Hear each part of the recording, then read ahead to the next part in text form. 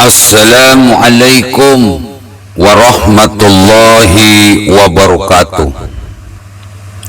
Om Swastiastu, Namo Buddhaya, salam kebajikan, salam sejahtera, salam rahayu. Selamat berjumpa lagi bersama Gus AA dalam channel Tanda Tanya Politik.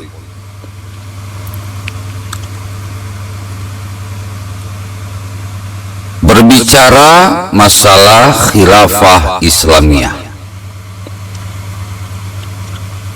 kalau kita mau jujur, kalau kita mau membaca sejarah,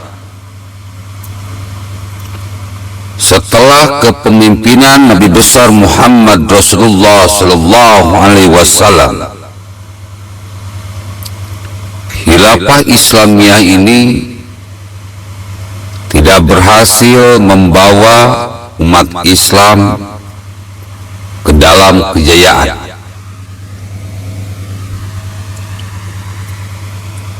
Puncak kejayaan umat Islam ketika khilafah Islamiyah ini dipimpin oleh Rasulullah Sallallahu Alaihi Wasallam.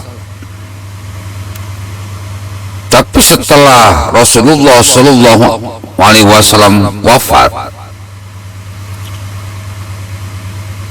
terus-menerus kejayaan Islam mengalami penurunan.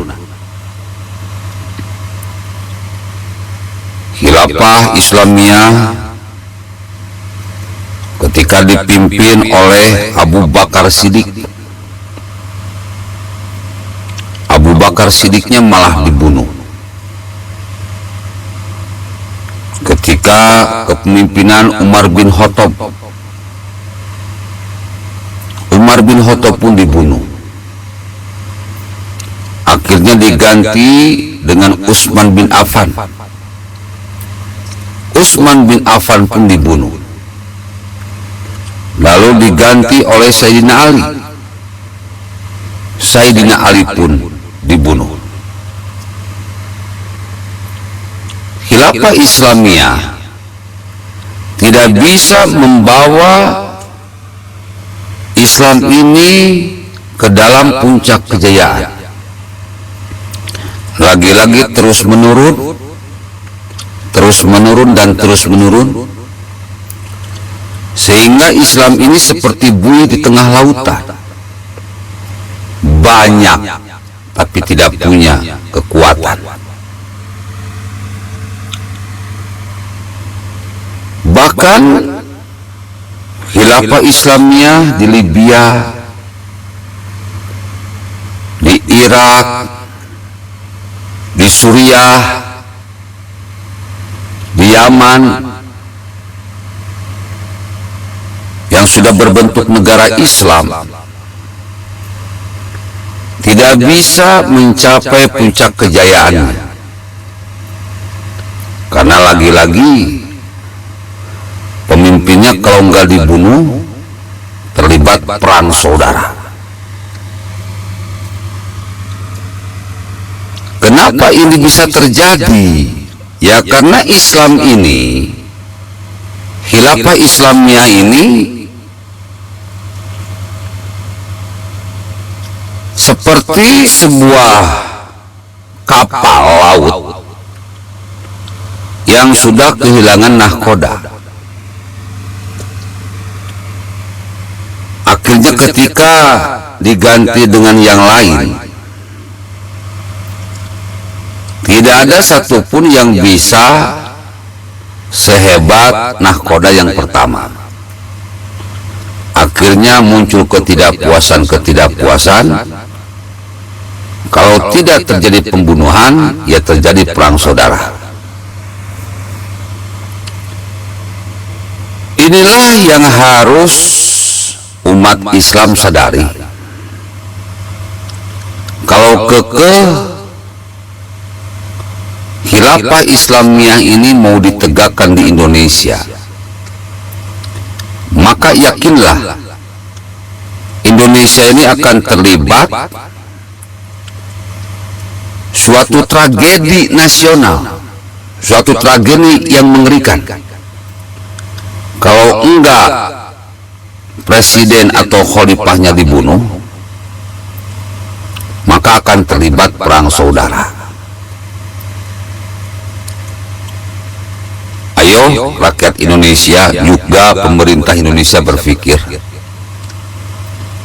jangan sampai karena kita fanatik terhadap agama membuat kita jadi bodoh, membuat kita menjadi manusia-manusia yang tidak berakal. Padahal kata Allah jelas, inna fi khalqis samawati wal ardi wa ikhtilafil laili wan nahari la ayatin lil albab.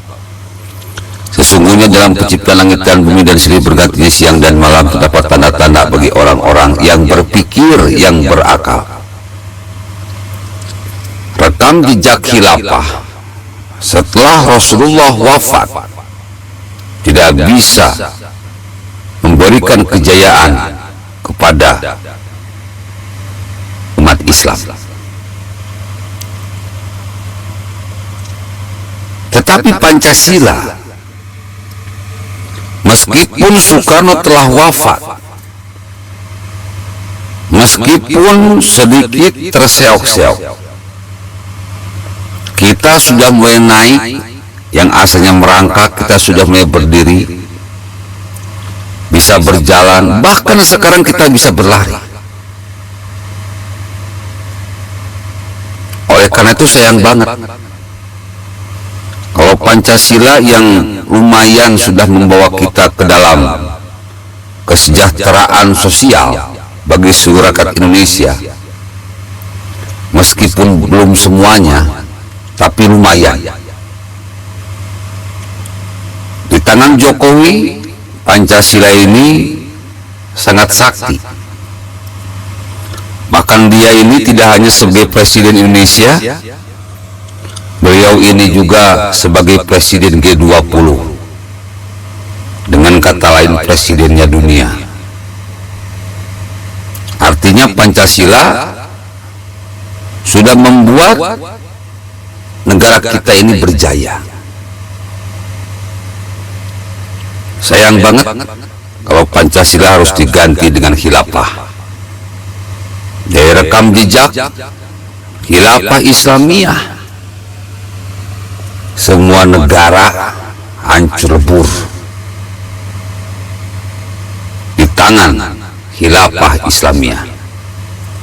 Karena khilafah Islamiyah menerapkan sistem khalifah, di mana khalifah tidak hanya sebagai pemimpin umat, dia juga bertindak sebagai pemimpin rakyat. Dia juga bertindak sebagai panglima tertinggi. Dia juga bertindak sebagai panglima hukum. Inilah kelemahan khilafah Islamiyah. Jadi sekali lagi, manakah yang lebih baik Pancasila dengan khilafah? Jelas dong, Pancasila yang terbaik. Oleh karena itu, jangan pernah terdetik sedikit pun ingin mengganti Pancasila dengan khilafah Islamiyah.